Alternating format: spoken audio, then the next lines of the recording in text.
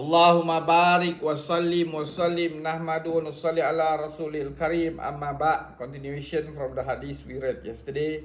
Once at midday when it was very hot, Abu Bakr radiallahu an fell hungry and went out of his house. Soon after his arrival in the masjid, Umar radiallahu anhu also reached there in a similar condition and asked him how he was there at that time. My hunger has become unbearable, was the reply. Umar said, by Allah, the same thing has compelled me to come out.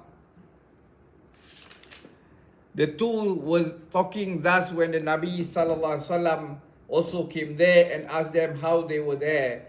They submitted, hunger made us restless and compelled us to come out here. Rasulullah sallallahu alaihi wasallam said, I have come out here for the same reason. All the three then went to the house of Abu Ayyub al-Ansari radiallahu anhu. He was not in and his wife welcomed them. She was overjoyed to have them in her house. Rasulullah sallallahu inquired about Abu Ayyub. She replied that he had gone out for something and would soon be back. After a little while, Abu Ayyub radiallahu anhu also came back. On seeing them, he was overwhelmed with joy and cut a big bunch of dates to entertain them. The Nabi sallallahu alaihi wasallam remarked, why did you cut off the whole bunch? The raw and the half-ripe dates have also been cut thereby. You could have selected and plucked the ripe ones only. He submitted, I plucked the whole bunch so that all kind of dates may be before you, and you may eat the kind you may like. Sometimes one like the half-ripe dates in preference to the ripe ones. Leaving the dates before them, he slaughtered a baby goat, roasted some of his meat, and cooked the rest. Rasulullah SAW took some bread and a piece of roasted meat and giving it to Abu Ayyub, said, take this to Fatima. She also did not get anything to eat for several days. Abu Ayyub radiallahu anhu hastened to comply with the orders and then returned. All of them ate to their heart's content. Then the Nabi SAW said, see, these are the favors of Allah, the bread, the meat, the raw dates, and the ripe ones. While uttering these words, tears came in his eyes and he said, by Allah who controls my life, these are the favors about which one will be questioned on the day of Qiyamah.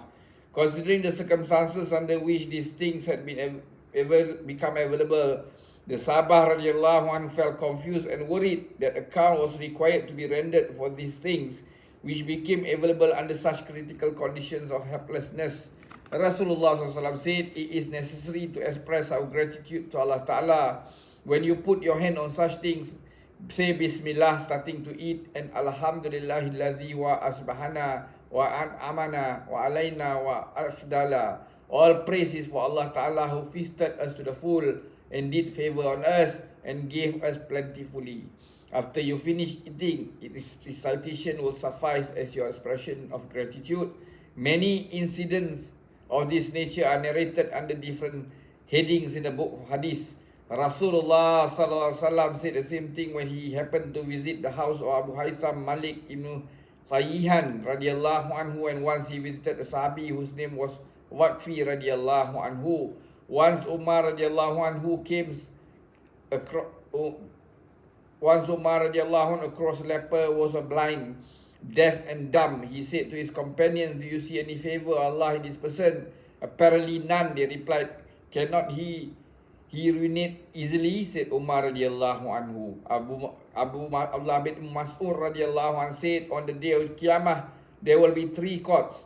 In one of these, the accounts of virtues will be checked. In the second, Allah Ta'ala's bounties will be counted. And in the third, sins will be accounted for. The virtues will be counterbalanced by the favors of Allah Ta'ala.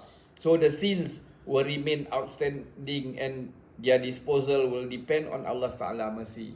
May Allah give us tawfiq to put all this into practice and convey to others. Subhanallah bihamdi, subhanakallahumma bihamdika, asyhadu an la anta astaghfiruka wa atubu ilaik. Subhana rabbika rabbil izzati amma yasifun wa salamun al mursalin walhamdulillahi rabbil alamin.